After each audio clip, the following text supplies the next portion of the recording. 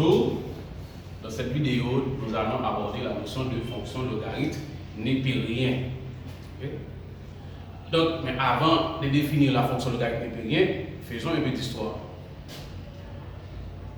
Il y avait un mathématicien écossais, John Napier, né le 1er février 1550, mort le 4 avril 1617. Donc, la fonction logarithme népérien, c'est juste pour honorer la mémoire de John Napier, plus connu en France sous le nom de Népère. L'idée de Népère, c'est de publier une table. Donc, cette table permet de transformer les produits en somme, les quotients en différence. C'est ça l'idée de Népère. À cause que les problèmes que confrontaient les banques, les échanges commerciaux, il y avait trop de calculs, trop de gros calculs à faire. Donc, Népère, tant d'autres mathématiciens, voulaient simplifier ces calculs. Donc, Népère proposa cette table. Népère n'était pas le seul à pouvoir proposer une table de logarithme.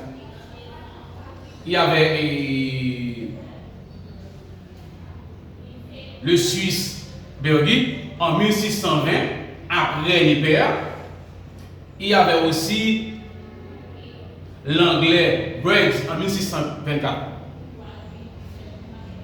Maintenant, c'était ça l'idée de Népère, c'est simplifier les calculs, transformer les produits en somme, les quotients en différence.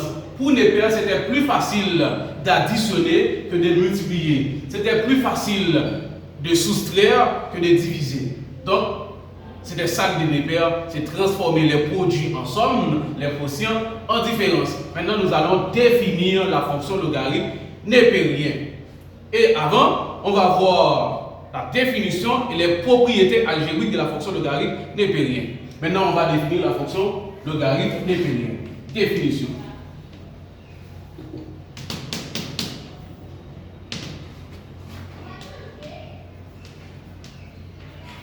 On appelle fonction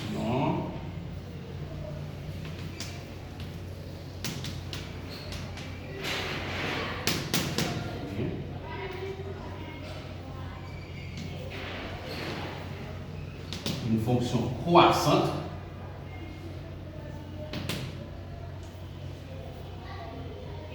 continue et dérivable sur l'intervalle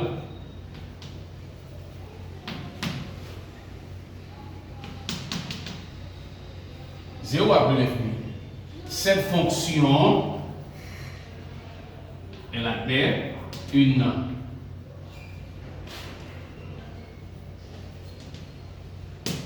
bijection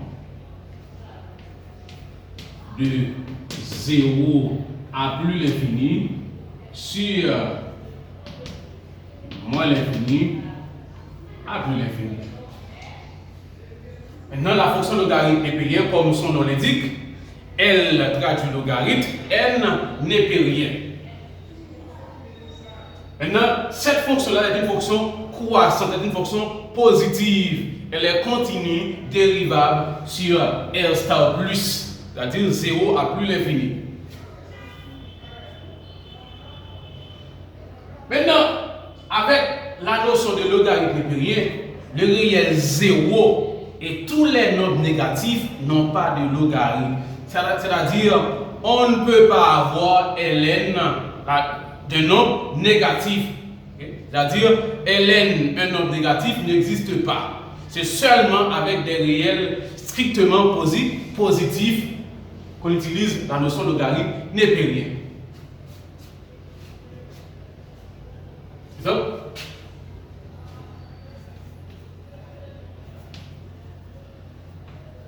Propriété.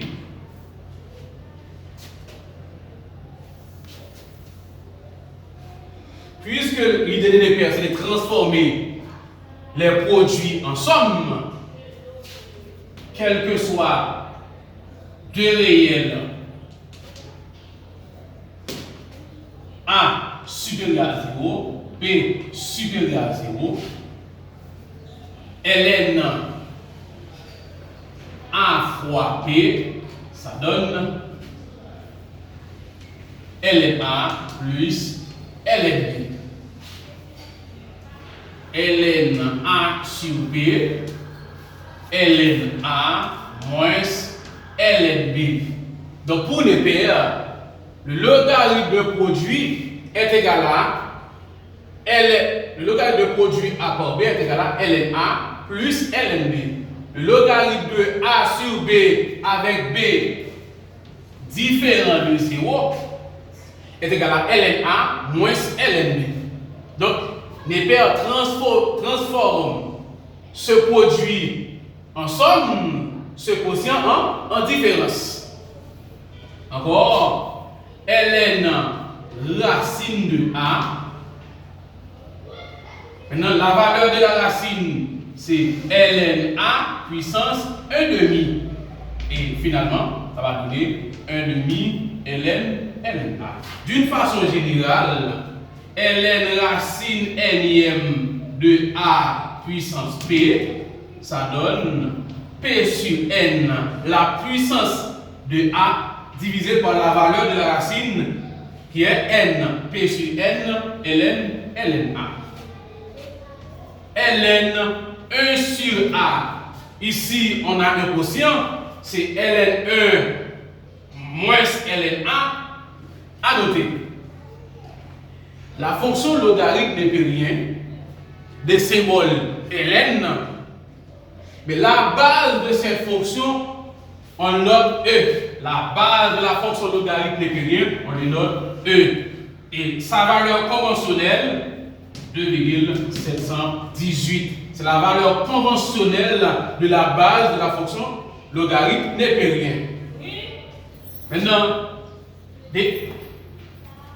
si E est égal à 2,718, donc ln E est égal à 1. Donc, la fonction logarithme népérien, c'est la seule fonction qui s'annule en 1. C'est-à-dire, ln 1, ça donne 0. Donc, c'est la seule fonction qui s'annule en 1. La fonction logarithme népérien. Donc, puisque ln 1, ça donne 0, ici, on va avoir moins ln A. Et lorsqu'on a moins ln A, on appelle cette partie-là cologarithme de A. Cologarithme de A. Maintenant, il existe deux types de logarithmes.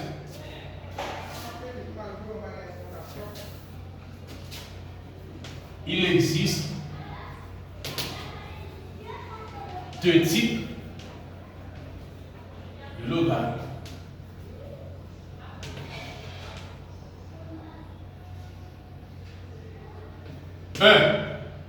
Le logarithme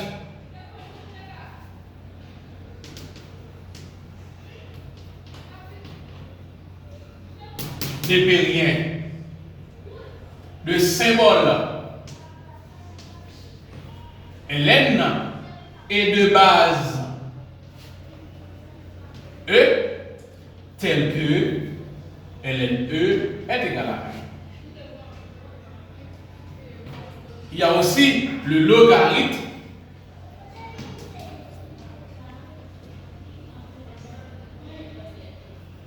décimal qu'on appelle aussi logarithme vulgaire des symboles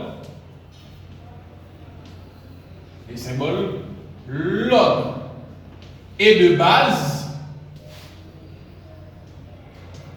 10 tel que log 10, ça fait 1.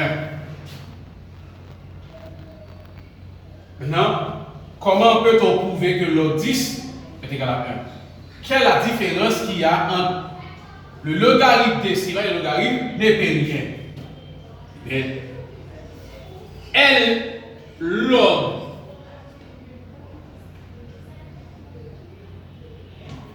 A égale. Maintenant, puisque la base du logarithme décimal est 10, donc pour pouvoir résoudre une équation contenant le logarithme décimal. Donc il faut transformer ce logarithme en logarithme népérien. Log A, ça donne ln A divisé par ln 10. Et pourquoi log 10 ça donne 1? Log 10 est égal, on va transformer le logarithme décimal en logarithme népérien. Log 10 ça donne ln 10 sur la base du logarithme décimal qui est toujours ln 10. Donc ln 10 divisé par ln 10 ça donne 1. D'où log 10 est égal à 1. Donc le logarithme népérien. Maintenant, quelle est la différence entre la table de Neper et la table de Briggs? Eh bien, pour Neper, le logarithme népérien, c'est un logarithme avec 7 décimales. Et pour les autres, Bergy et l'anglais Briggs, eh bien, le logarithme, c'est un logarithme avec 15 décimales. Donc, c'est ce qui traduit la différence entre le logarithme népérien et le logarithme de Bergy, le logarithme et Briggs.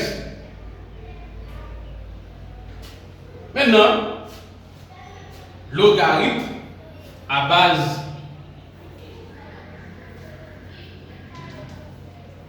logarithme de base 1.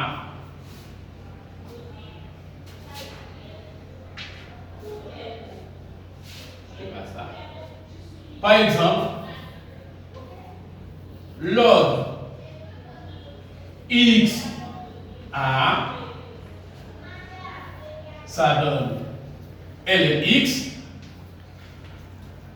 Donc, pour pouvoir résoudre les équations contenant les logarithmes décimales, il faut transformer le logarithme décimal en logarithme népérien.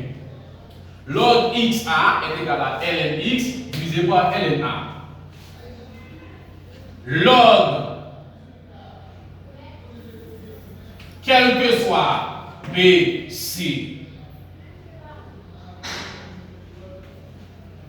réel strictement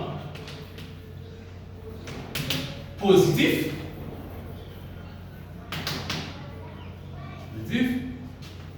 log a de bc, ça donne le logarithme décimal du logarithme népérien, transforme un produit en somme, un quotient en différence.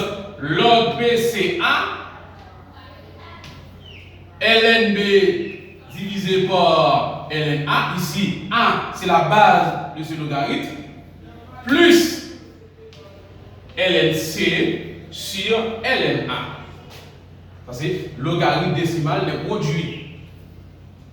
Logarithme à base A d'un quotient B sur C. Eh bien, le logarithme transforme le quotient en différence. Et ça donne lnb sur lna moins lnc sur lna. Donc c'est ça, la notion de logarithme népérien, des logarithmes décimal. Et je dis bien, pour résoudre une équation contenant le logarithme décimal, il faut transformer le logarithme décimal en logarithme népérien.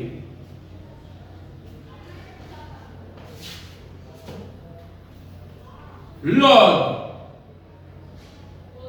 A, B, puissance R. Ça donne R log BA. R log BA. Notez bien. Ln A puissance M, ça donne M ln LNA. Donc c'était la définition de la fonction logarithme népérien et de ses propriétés algébriques. Et j'espère que tout le monde a bien compris cette notion, la notion de logarithme népérien. Donc, on reste là. Et on apporte une nouvelle vidéo et la semaine prochaine. Merci.